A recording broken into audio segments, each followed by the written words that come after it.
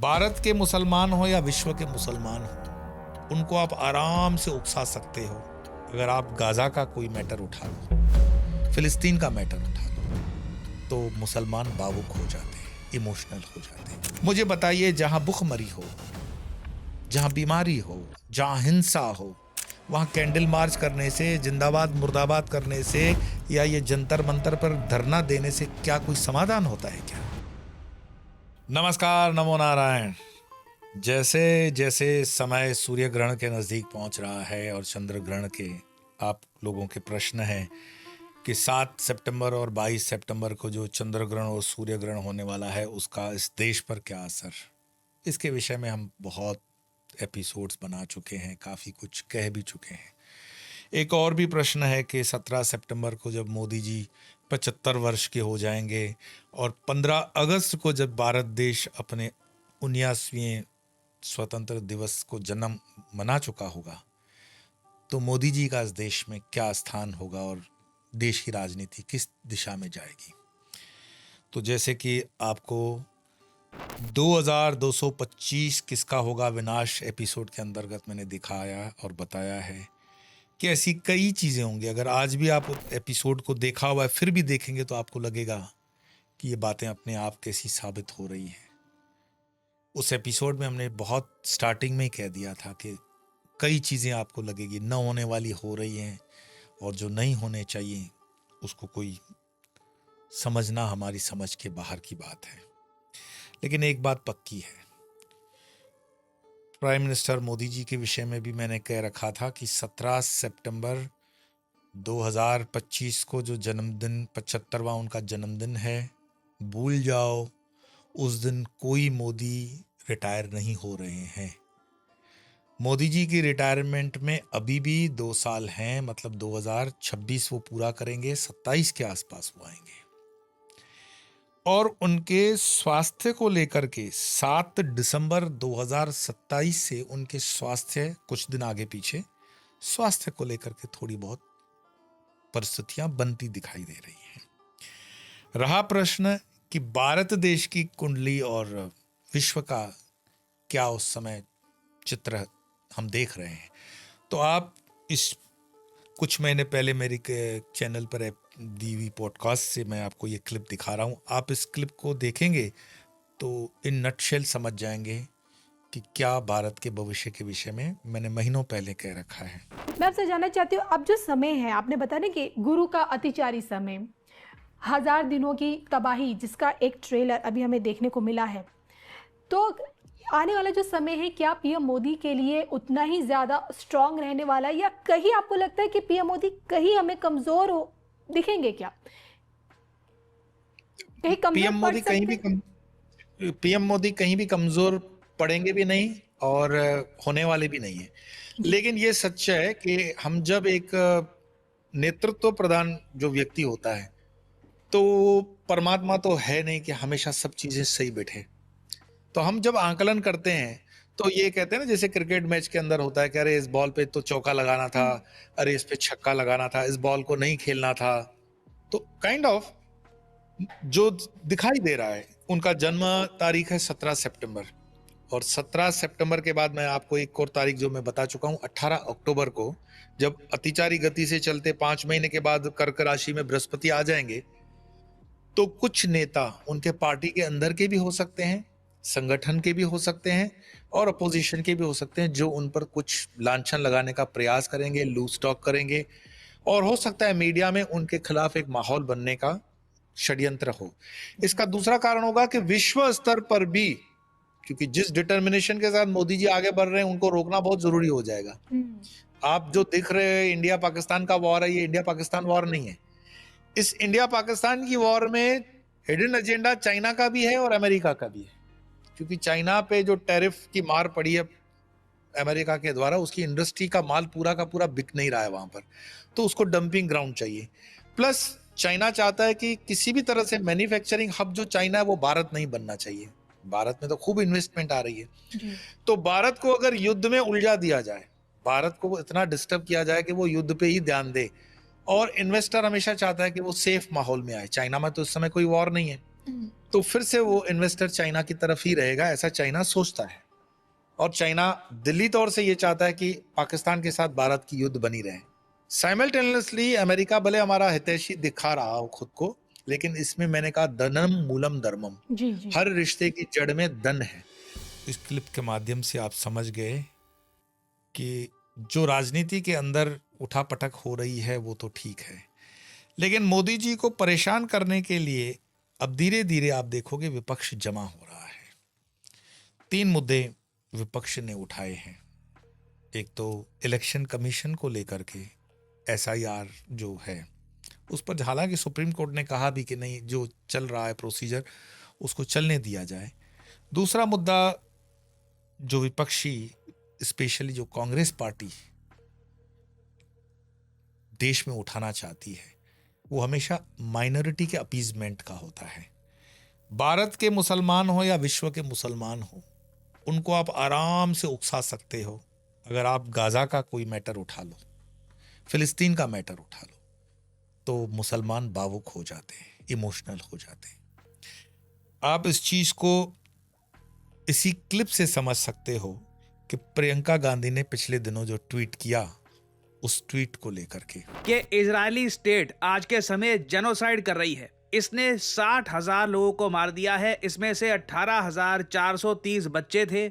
आगे कहती हैं, it has starved hundreds to death including many children and it is threatening to starve millions. ये Gaza में आज के समय स्थिति है, खाने की काफी कमी पड़ रही है और यूएन समेत कई एजेंसीज ने कहा है कि अगर खाने की कमी इतनी रही तो कई लाखों लोग हो सकता है कि भूख से मारे जाएं। आगे कहती हैं, enabling these crimes by silence and inaction is a crime in itself. और फिर ये कहती है कि भारत सरकार आज के समय जो बिल्कुल चुप है, ये शेमफुल है। भारत सरकार को आज के समय फिलिस्तीन के लोगों के साथ खड़ा होना चाहिए। नाउ आप देखोगे इस इशू को लेकर भारत में कई लोगों ने प्रोटेस्ट भी किया है। इधर आप देख पाओगे, ये कुछ हफ्ते पहले का आर्टिकल है।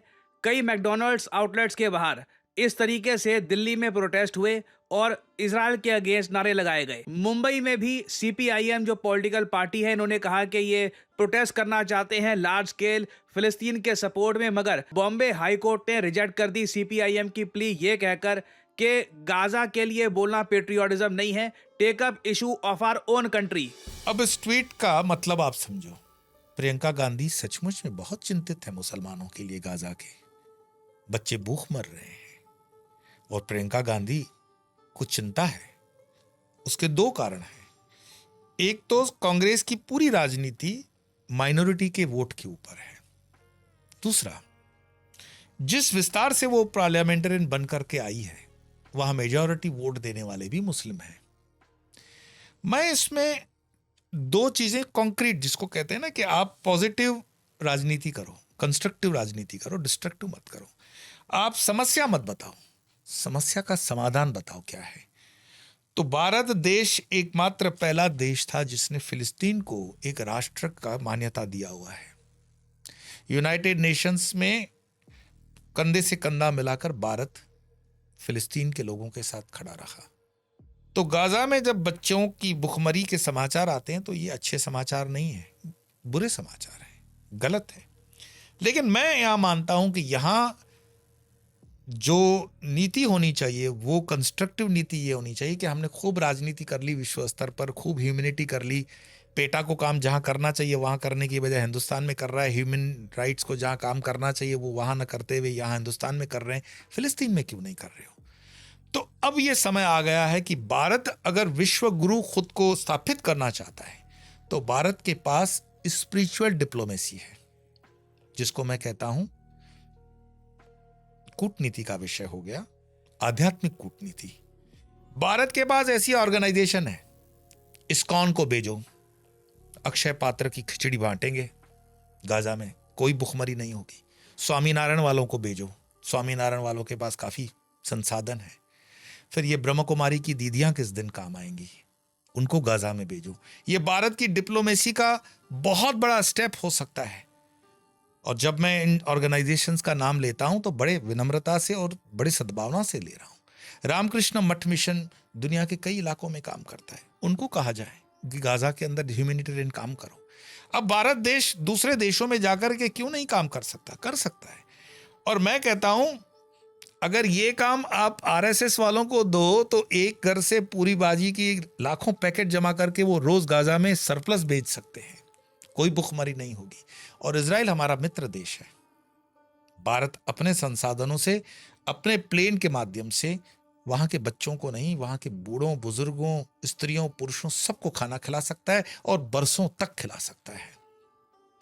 लेकिन ये ट्वीट करके प्रियंका गांधी ने मेरे ख्याल से जिस विजन का यहां पर चित्रण किया है वो एक राजनीति से बढ़कर कुछ भी नहीं है, एक प्योर पॉलिटिकल स्टेटमेंट है ट्वीट के ऊपर। समाधान नहीं है इसमें। समाधान ये नहीं है कि भारत उसके साथ खड़ा हो जाए। आप उसी क्लिप में देख रहे हैं कि कम्युनिस्ट पार्टी ऑफ इंडिया जो बंबई के अंदर परमिशन लेती है कोर्ट से कि हमें जिंदाबाद मुर्दाबाद करने के लिए थोड़ा सा परमिशन मिले, और कोर्ट उसको ना बोल देता है। मुझे बताइए, जहां भुखमरी हो, जहां बीमारी हो, जहां हिंसा हो, वहां कैंडल मार्च करने से, जिंदाबाद मुर्दाबाद करने से या ये जंतर मंतर पर धरना देने से क्या कोई समाधान होता है क्या? तो समाधान देना है तो कंक्रीट समाधान दो। और भारत सरकार बाकायदा हर अखबार, हर सोशल मीडिया के प्लेटफॉर्म पर आकर के एडवर्टाइजमेंट करे कि जिन वॉलंटियर्स को गाजा में काम करना है वो करे।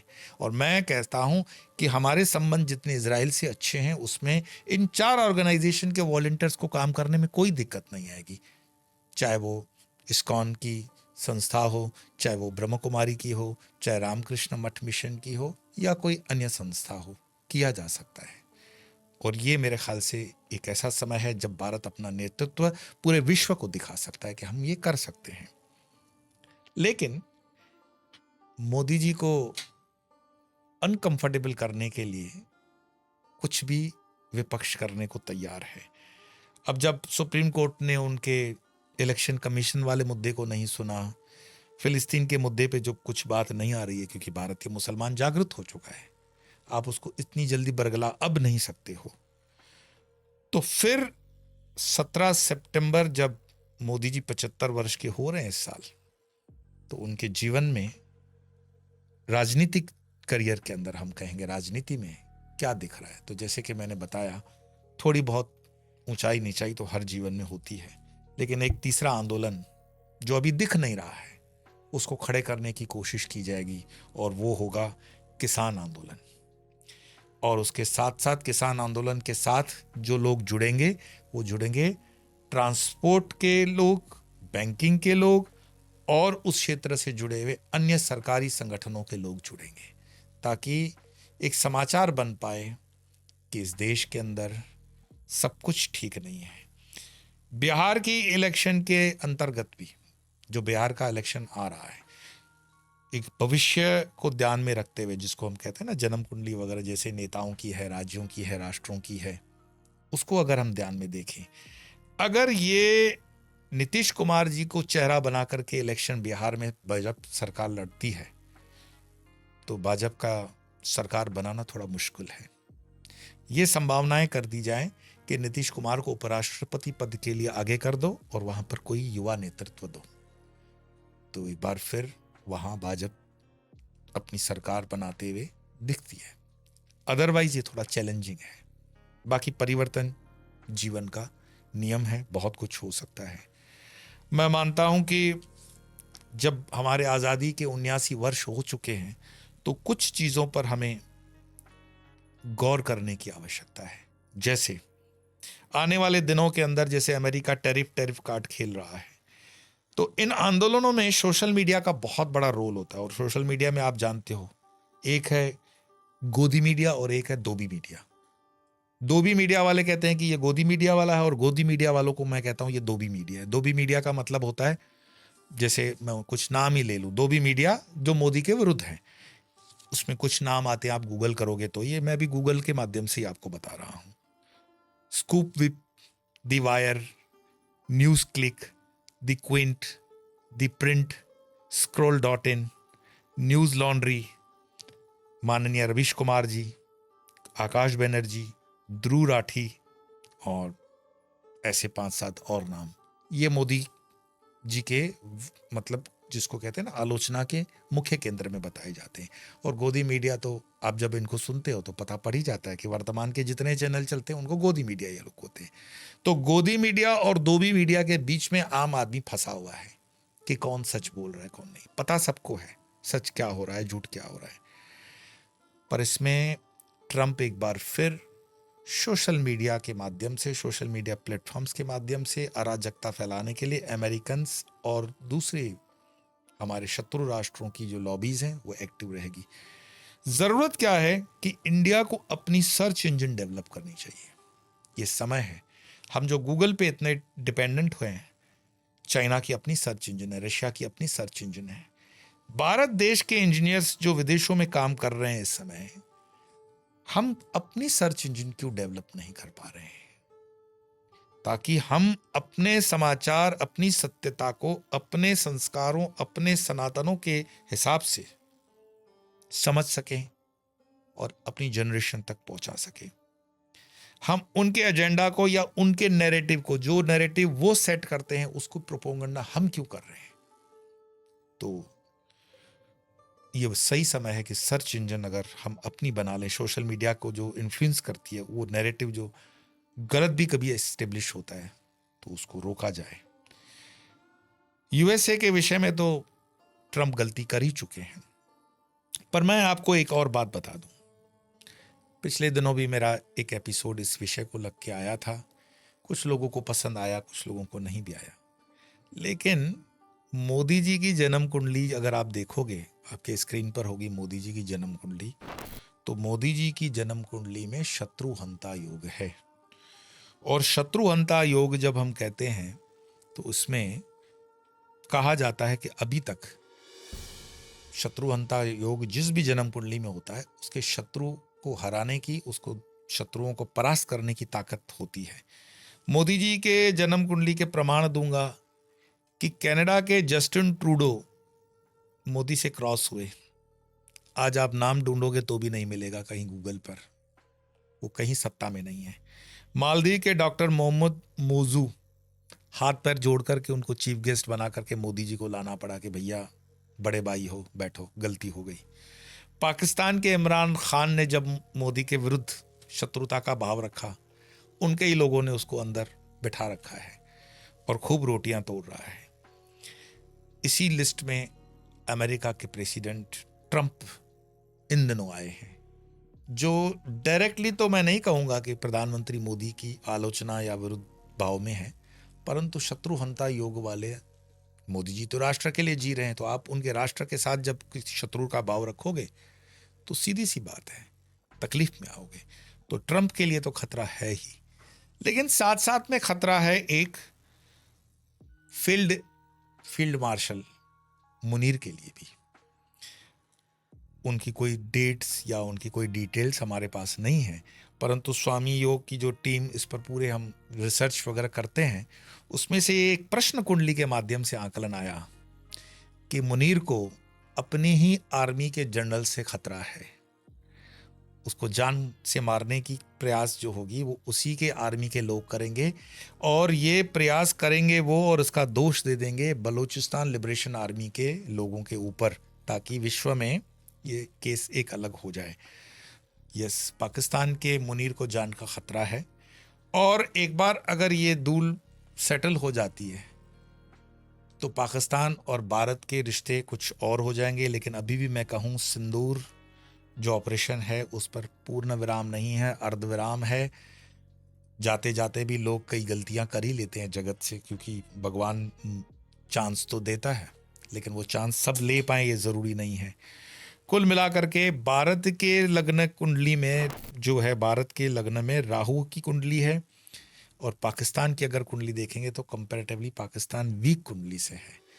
तो जो मैंने आपको कहा, थंबनेल में आपने देखा, सितंबर 17 डेड और अलाइव। मोदी जी से अगर कोई ये समझे कि वो जीत जाएगा या मोदी जी कहीं कमज़ोर पड़ रहे हैं, तो ये गलती मत करना। कभी कभी शेर आगे चल कर के थोड़ा पीछे देख लेता है, उसको कहते हैं से अवलोकन।